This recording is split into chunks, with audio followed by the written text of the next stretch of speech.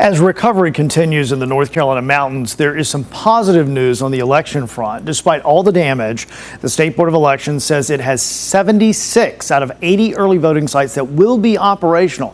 That's in the 25 counties deemed as disaster areas. But there is another possible challenge, one election officials hope to avoid.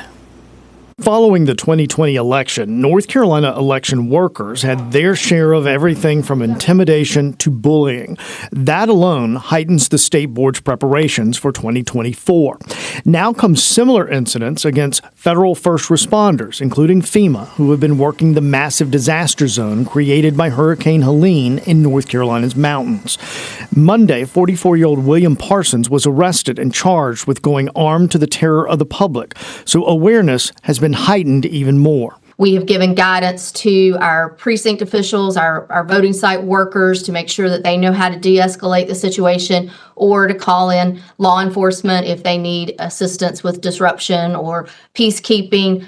We have talked about physical security measures that everyone should be exercising. State Election Board Executive Director Karen Brinson Bell says there have been no credible threats so far. However, intimidation doesn't have to happen in person to be a crime.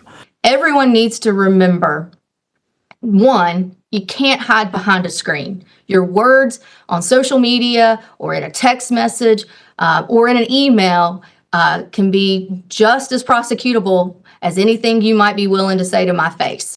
People across the country who have intimidated or threatened election officials have been prosecuted and have been jailed for doing so.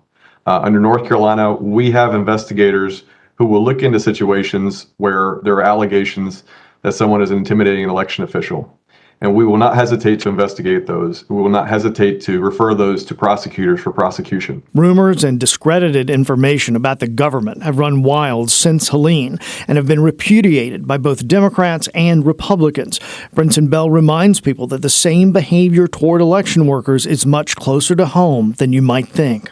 They're members of your community who are working at these voting sites, who are working at your county boards of elections, who are working here at the State Board of Elections.